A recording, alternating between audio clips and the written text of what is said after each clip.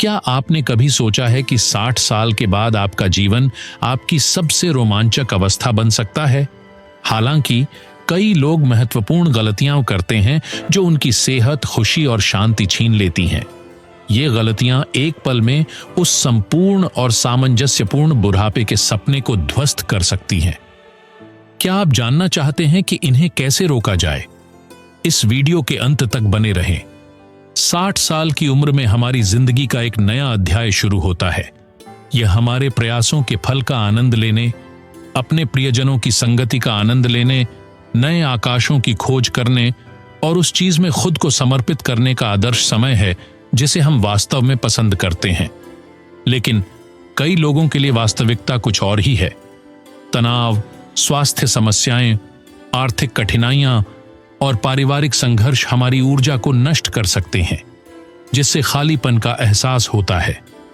प्राचीन ज्ञान हमें याद दिलाता है कि जीवन की गुणवत्ता हमारे द्वारा जिए गए वर्षों की संख्या से नहीं, बल्कि हम उन्हें कैसे जीते हैं इससे मापी जाती है। खुशी और संतुलन बनाए रखने के लिए उन गलतियों से बचना बहुत महत्वपूर्ण है जो हमारी खुशी और सामंजस्य में बाधा डालती हैं। आगे बढ़ने से पहले कृपया लाइक करें और मेरे चैनल को सब्सक्राइब करें।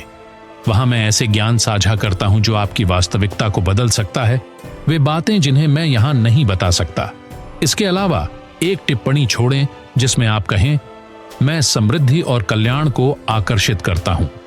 ये शब्द आपकी ऊर्जा को मजबूत करने में मदद करेंगे और आपके मन को सकारात्मक बदलावों के लिए तैयार करेंगे। 60 साल के बाद एक ऐसा चरण शुरू होता है जहां केवल जीवित रहना नहीं है, बल्कि हर पल का आनंद लेना है। इन वर्षों को आराम और खुशी से जीने के लिए कुछ गलतियों से बचना बहुत जरूरी है जो हमारी सेहत, खुशी और संतुलन को नुकसान पहुंचा सकती है। प्राचीन दर्शन सिखाता है कि 60 साल की उम्र में हमें अपने आप से और दुनिया से सामंजस्य में रहकर जीना चाहिए।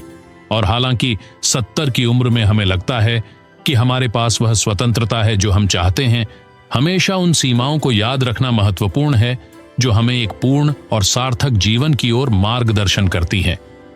एक खुशहाल और शांतिपूर्ण जीवन की कुंजी इस बात में निहित है कि हम जो कुछ भी हमें जरूरत नहीं है उसे छोड़ना सीखें और उस पर ध्यान केंद्रित करें जो वास्तव में मायने रखता है।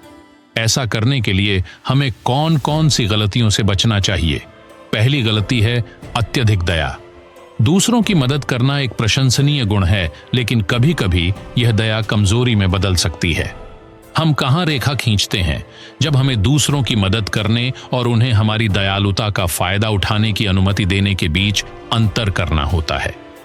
हालांकि दया एक बड़ी ताकत है। जब इसके कोई सीमाएं नहीं होती तो यह हमें चालाक लोगों के लिए एक आसान लक्ष्य बना देती है। बहुत से लोग नहीं कहने से डरते हैं, यह सोचकर कि वे दूसरों का सम्मान या दोस्ती खो देंगे। हालांकि याद रखें कि दयालु होने का मतलब यह नहीं है कि आपको इस्तेमाल होने देना है। कल्पना करें एक पड़ोसी जिसका नाम पेड्रो है, जो अपनी सेवानिवृत्ति के बाद अपने आसपास सभी की मदद करने का निर्णय लेता है। वह लगातार पैसे उधार देता और बिना किसी स्वार्थ के समर्थन प्रदान करता था। विडंबना यह है कि एक दिन उसे चोरी का शिकार होना पड़ा, वही पड़ोसी जिसे उसने इतनी मदद दी थी। यह उदाहरण हमें यह सिखाता है कि बिना सीमा के दया हमें एक आसान शिकार बना सकती है। इसे कैसे टालें? जब जरूरत हो तो नहीं कहना सीखें। जैसा बुद्ध ने कहा था, दया बिना बुद्धिमत्ता के ऐसी है जैसे एक नाव बिना पतवार के। दूसरी गलती है स्वास्थ्य की उपेक्षा करना। जैसा कि कहावत है, स्वास्थ्य सोने से अधिक मूल्यवान है। शारीरिक भलाई की अनदेखी करना बीमारियों को चुपचाप हमारे शरीर में प्रवेश करने का मौका देता है। गलत आहार, शारीरिक गतिविधि की कमी और अपर्याप्त आराम हमारे शरीर के दुश्मन हैं। जबकि सोना वापस पाया जा सकता है, स्वास्थ्य हमेशा नहीं। बौद्ध ज्ञान के अनुसार हमारी सेहत का ख्याल रखना सब कुछ का आधार है। 60 साल के बाद हमारे शरीर को अधिक देखभाल की आवश्यकता होती है। एक संतुलित आहार, नियमित शारीरिक गतिविधि और उचित आराम आवश्यक है। यहां तक कि छोटी समस्याएं भी अगर हम उन्हें नजरअंदाज करते हैं तो बड़ी परेशानियों में बदल सकती हैं। याद रखें, अपनी सेहत का ख्याल रखना स्वार्थ नहीं है, यह आपकी खुशी और भलाई में निवेश है। छोटे कदमों से शुरुआत करें, चलने जाएं, हल्के व्यायाम करें और स्वस्थ आहार अपनाएं। जैसे जैसे हम उम्र बढ़ाते हैं, हमारी प्राथमिकताएं बदलती हैं और इनमें से एक, समय और ऊर्जा का मूल्य समझना, पहले से कहीं अधिक महत्वपूर्ण हो जाता है। इसलिए यह आवश्यक है कि हम रिश्तों की गुणवत्ता पर ध्यान केंद्रित करें, न कि उनकी संख्या पर। सच्चे दोस्त वे हैं जो बिना शब्दों के आपको समझते हैं। खुद को ऐसे लोगों से घेरें जो आपको खुशी दें, न कि जो आपकी ऊर्जा निचोड़ते हों। विषाक्त रिश्तों को पीछे छोड़ दें और सच्चे संबंधों को बढ़ावा दें। एक सच्चा मित्र वह नहीं है जो हमेशा पास होता है, बल्कि वह है जो आपकी सबसे अधिक आवश्यकता के समय उपस्थित होता है। सालों के साथ हम सीखते हैं कि हमारे आसपास सभी लोग हमारी ध्यान देने योग्य नहीं होते।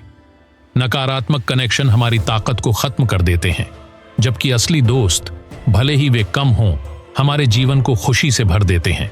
जैसा कि कहावत है, एक भरोसेमंद दोस्त 100 पाखंडियों से बेहतर है। अपने रिश्तों में चयनात्मक बने। अगली गलती है पारिवारिक माहौल में आत्मनियंत्रण खो देना।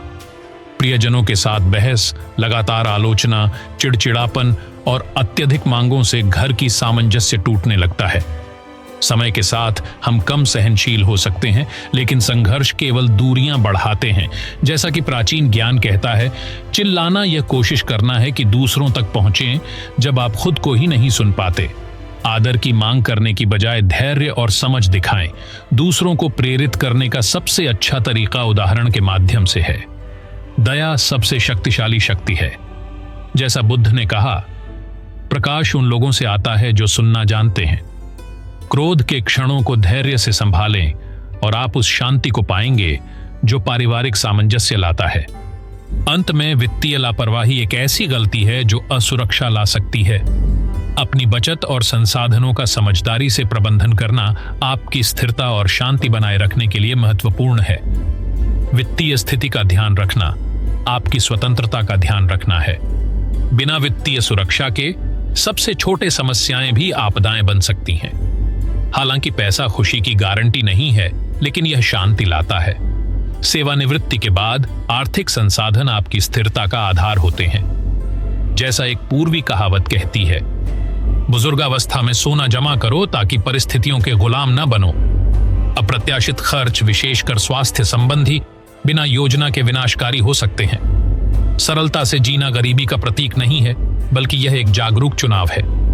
अपनी बचत का ख्याल रखें और अपने खर्चों की योजना बनाएं। जैसा पूर्वी ज्ञान कहता है, जो बिना सोचे खर्च करता है वह समस्याओं को आमंत्रित करता है। एक और गलती है अंधा आशावाद। जबकि आशावादी होना जीवन को उज्जवल बनाता है, अत्यधिक आशावाद हमें अंधा कर सकता है, विशेष रूप से पारिवारिक रिश्तों में। दूसरों के नकारात्मक कार्यों को इस उम्मीद में सही ठहराना कि सब कुछ ठीक हो जाएगा, वास्तविकता नहीं है। आशा को चमत्कारों का इंतजार करने से नहीं मिलाना चाहिए, जैसा कि पूर्वी ज्ञान कहता है। अत्यधिक आशावाद झूठी नजदीकी पैदा करता है, जिससे हम कमजोर हो जाते हैं। लोगों और उनके कार्यों का मूल्यांकन वस्तुनिष्ठ रूप से करें। विश्वास रखें, लेकिन सत्यापन भी करें। जैसा बुद्ध ने कहा, सत्य के सामने आंखें मत बंद करो, चाहे वह कितना भी असहज क्यों ना हो। उदाहरण के लिए, एक रिश्तेदार को अपनी बचत सौंपना यह सोचकर कि वह उन्हें वापस कर देगा जब आपको उनकी जरूरत होगी, आपको निराशा में डाल सकता है, अगर वह व्यक्ति आपके हितों को प्राथमिकता नहीं देता। जैसा ज्ञान में कहा गया है, जो अपने घर को बालू पर बनाता है वह हमेशा चौंकता है जब लहरें उसे बहा ले जाती हैं। आशावादी रहें, लेकिन वास्तविकता से न चूकें। अपने बच्चों और पोते पोतियों को अपनी जिंदगी जीने के लिए जगह दें। उनके फैसलों के हर पहलू को नियंत्रित करने की इच्छा उन्हें स्वतंत्रता से वंचित कर सकती है और निराशा पैदा कर सकती है। याद रखें कि उनका अपना रास्ता और उद्देश्य है। अत्यधिक सुरक्षा उनके विकास को सीमित कर सकती है। उन्हें गलतियां करने और उनसे सीखने का स्थान दें। जैसे प्राचीन ज्ञान सिखाता है, हम जो शिक्षा अपने बच्चों को देते हैं वह भौतिक संपत्ति से अधिक मूल्यवान है जो हम छोड़ते हैं। उन्हें अपनी पसंद के लिए जिम्मेदार बनने दें, जबकि आप अपनी भलाई और खुशी पर ध्यान केंद्रित करें। उनकी स्वतंत्रता का सम्मान करें ताकि वे भी आपकी सम्मान करें। उन्हें अपनी जिंदगी बनाने दें और उनके फैसलों का समर्थन करें, लेकिन खुद का ख्याल रखना न भूलें। भूतकाल से जुड़ाव एक छाया की तरह है जो वर्तमान को अंधकारमय कर देता है। यादों में खो जाना हमें वर्तमान में आनंद लेने से रोकता है। अत्यधिक पुरानी यादें यहां और अब की खुशी को छीन सकती हैं।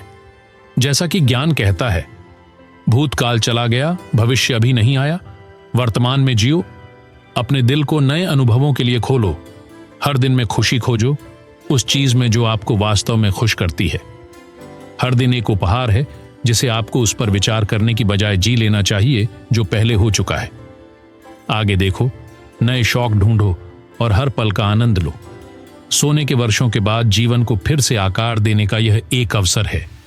जो आपके लिए उपयोगी नहीं है उसे पीछे छोड़ दें। खुशहाली को बढ़ावा देने वाली आदतें विकसित करें और अपने दिमाग को नए अनुभवों के लिए खोलें। अगर आप एक पूरी और सचेत जिंदगी जीने के और सुझाव चाहते हैं तो हमारे चैनल से जुड़ें, जहां हम एक खुशहाल जीवन के लिए रहस्य साझा करते हैं। आपकी खुशी आपके हाथों में है। आज ही एक अधिक पूर्ण जीवन की दिशा में पहला कदम उठाएं।